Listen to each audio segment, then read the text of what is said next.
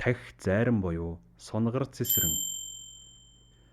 30-аад оны үед Хөвсгөл аймагт Тахь зайран хэмээх цуутай ир байсан бөгөөд тэрбээр зарим үед Тахь зайран нэртэйгээр бөөлж бусдад хараалж атга хийгээд сүйдэлчих шахдаг. Заримдаа сунгар цэсрэн нэртэйгээр Хөвсгөлийн тайгад шилийн ир маягаар амьдарч энд эндээс адуу мал хөөгөөд явж байдаг. Нэг ясандаа хоёр нэртэй хоёр янзын дүр туурдаг элдэвтэй хүн байсан бололтой. Түүний тухай зарим нэг яриа нь хүн үнэмшмээргүй игээл домгийн шинжтэй байхыг нь яана. Хөвсгөл аймгийн харьяат буян хишиг баясгалан нарын хүмүүс түүний тухай хуужилсныг нэгтгэж доор сэрүүлэн өгүүлье. Тахь зайран буюу сунгар цэсрэнгийн чинь хар нялхаасаа маш хүнд хэцүү амьдрал туулжээ. Учир нь тэр үед Орост дайн самуун дэгдэж үүнээс дөрвж зүгтсэн эсэн бусын явуулын тэнвлүүд Монголын хэлийн дэсийг алхаж Хөвсгөл нутгийн цаатнуудыг хүчирхийлэн дээрэмдэж улмаар амьдрах их сурвалжуулсан цаа буг урц оромжноос нь салгаж хаях нь их тохиолддог байж. Тиймээс Тахь зайрангийн сэтгэл зүйд явуулын дээрэмжтийг үзэн ядах үзэл хар нялхаас нь сууж эхэлжээ. Тэднээс үш онзонгоо авахын тулд бөө болж хараалж атахын хар судрыг өдөр шөнөгүй бясалгах болсон байна. Нэг удаа тэрбээр Хөвсгөл нутагт бүгсэн 50 гаруй явуулын тонулчдын хөнөөхийн тулд Хөвсгөлийн тайгад зориуд урц барин сууж 10 хоногийн турш хараал хийжээ. Нэрэж төдөлгүй Рэнчин Лүмб хайрхны арын их тайга руу хүн толгойтой цөөвөр чоннууд гүйлдэх болсон байна. Эдгээр хачин амьтад бийсээ цуу татан цусан далай савируулан холцоож байхыг нутгийн цаатангууд холоос хараад мэл гайхсан гэдэг. Сүүлдээ мөнөөх цөөвөр чоннууд хайрхны ангал руу бийсээ хороосоор үхэж үрэгдэж дуусжээ. Гэтэл үүний дараахан Рэнчин Лүмб хайрхны гүн хавцалд 50 гаруй хүний арг яс овоорчсон байсан гэдэг. Орой өдшийн цагаар уг хавцлаас хөх гал дүрлзэн асдаг. Ойр хавьд нь явсан хүн амьтан цахилгаан цохиулсан мэт тэр дороо үхдэг болсон гэх бөгөөд хэрвээ дээрх явдал амьдрал дээр жинхнээсээ тохиолдсон бол аюултай айл юм байна. Бас гайхамшигч гэж хэлж болохоор юм. Явуулын тонулчдод өшөрхөж хорссон нутгийн ардууд сэтгэлээ тайтгаруулахын тулд дээрх яриаг зориуд зохиомжилсан байж ч мэдэх юм. Энэхүү итгэмээргүй явдлын тухай хожим Тахь зайран үйлийн үр гэдэг нь альваа хүнд заавалчгүй ирдэг ёстой юм аа. Тэр цөөвөр чоннууд маш их нүгэл үлдсэн болохоор дааж давшгүй хөнөөл суурилд өртсөн хэрэг юм шүү дээ гэж ярьдаг байсан гэдэг. Гэхдээ Тахь зайран байнга л хараалж атах хийгээд байдаггүй. Чухамхүү аргагүй шаардлагатай үед л гоц мэдрэхүүгээ ашигладаг байж. 1937 оны их хэлмэгдүүлэлтийн үеэр доо яамны ногоо малгайтнууд Хөвсгөлийн лам ховраг, ноёд баяд ард иргэдийг олноор нь хяджээ. Чухам тэрл үед Хөвсгөлийн тайгад нэгэн зэрлэг хүн бусдыг олноор нь алж устгаад байгаа мэдээ доо яамныхны чихэнд ирж. Тэрхүү зэрлэг этгээдэг устгахаар доо яамнаас 4 мэргэн буудагчийг илгээсэн гэх бөгөөд тэд бүрий болсон хойно Рэнчин Лүмб хайрханд хүрчээ. Гэтэл тайгын хавцлаас хөх гал манал заал явчихаж мэргэн буудагчид тэр зүг рүү гал нээхэд мөнөөх гал нь улалцгаа болжээ.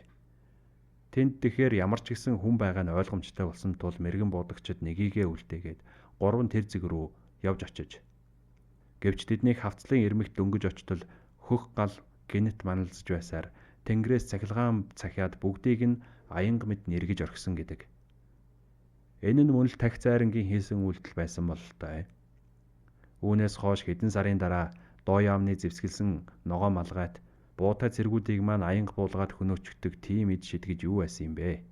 Энэ бол шашны мунхруулга гэж онолдоод Тахь зайранг барьж устгахаар Хөвсгөл аймгийг зорьсон байна. Рэнчин Лүмб суманд очингуудаа Тахь зайранг сураглаж улмаар нутгийн цаатан ардуудыг баривчлаад зайрантан хаана байгааг хэлж өг хэмээн эрүү шүүлт тулгаж эхэлжээ.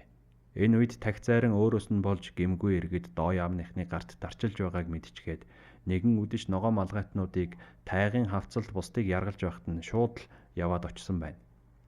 Гэхдээ зүгээр нэг очсонгүй. Нэг нь том биетэй цаа унчихсан. Тэгсэн хэрнээ толгой байхгүй. Нэг гартаа савар нөгөө гартаа толгоогоо барьчихсан цаатнуудын урцанд тулж очижээ. Үүнийг хараад ногоо малгайтнуудын зүрх амаараа гарах шахсан гэдэг. Айснаасаа болоод зэрэг гал нээж мөнөөх цаа унсан толгоогүй хүн ойн чөлөө рүү ухас хийжээ. Ногоо малгайтнууд хойноос нь өчнөө буу тавьсан ч оногдсонгүй байна. Төдөлгүй тэнгэрээс цахилгаан цахилаад л явчихаж. Энэ нь аянга бух дохой байсан бөгөөд Өмнө нь 3 мэрэгэн будагч аянган цохиулаад өгчихсөн болохоор ногоо малгайтнууд бидэнд аянгийн дохио өгөөд байх шиг байна. Эндээс бушуухан холдъё гэд машинаа асаагаад давхиж одсон байна.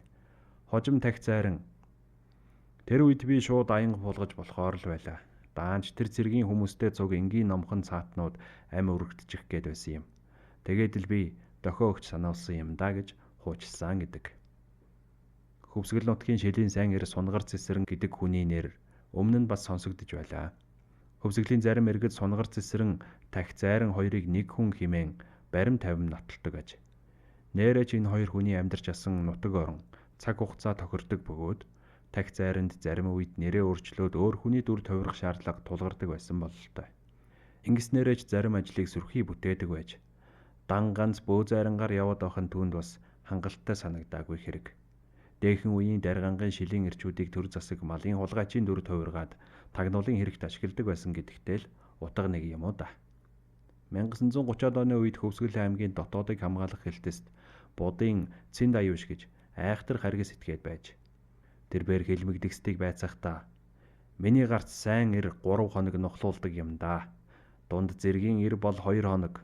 Жирийн эр ганц хоног л нухлуулдаг.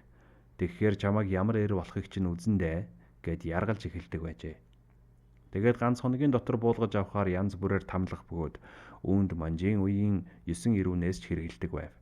Тухайлбал тус нутгийн Саарал Гомбог гэгч залуухан ламыг яргалахдаа эрхий хуруунаас нь дүүжлэн тоосох сугалсан байгаа юм. Гэвч Гомб ганцхан тоосох суглуулад л хэлс хэрэг хүлээж байсан гэдэг.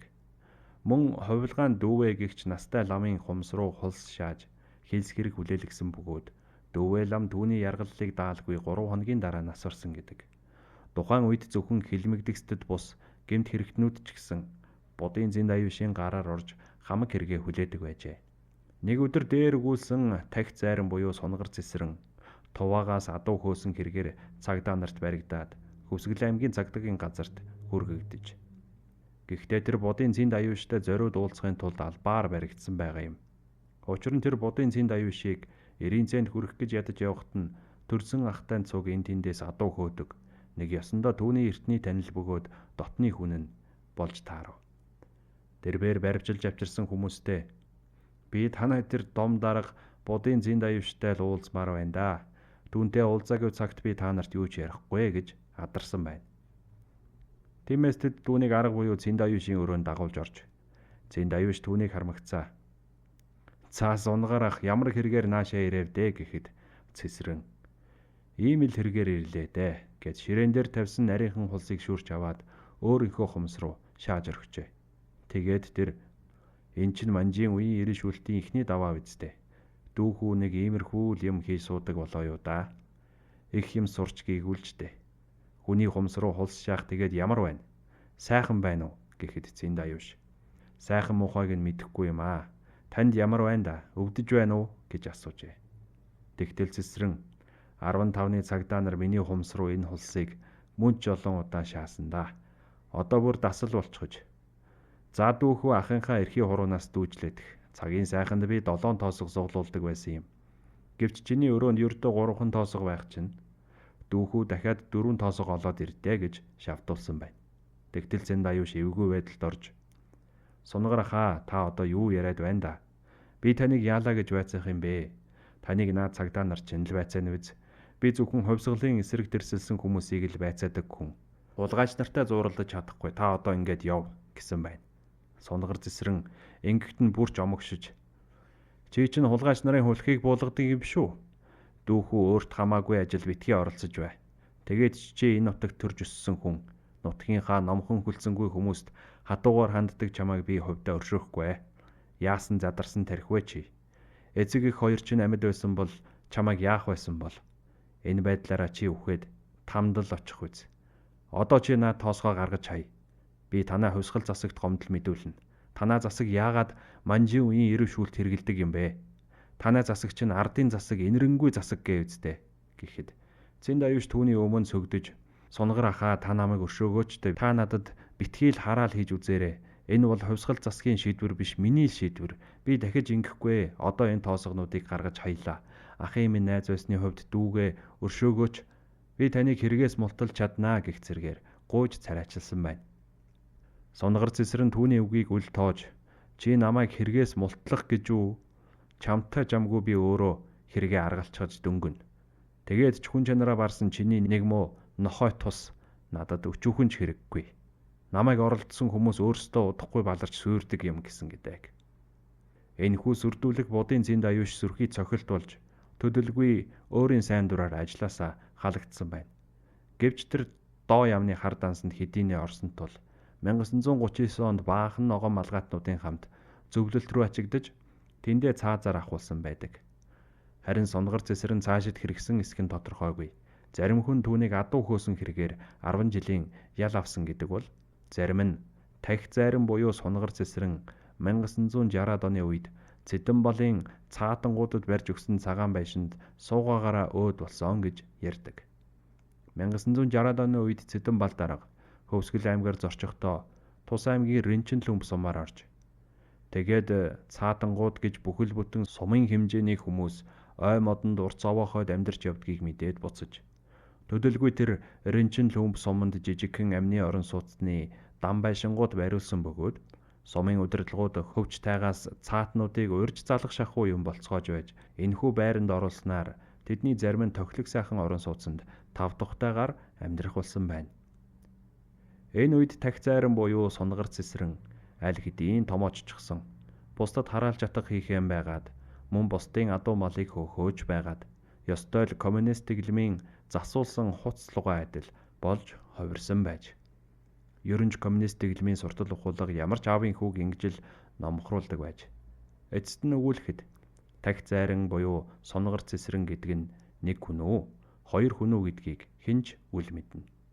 Эсвэл нутгийн зарим хүн хэн хэнийг нэрд гаргах гээд хоёр хүнийг нэг болгож хүч оруулсан байхыг ч үгүйсгэх аргагүй.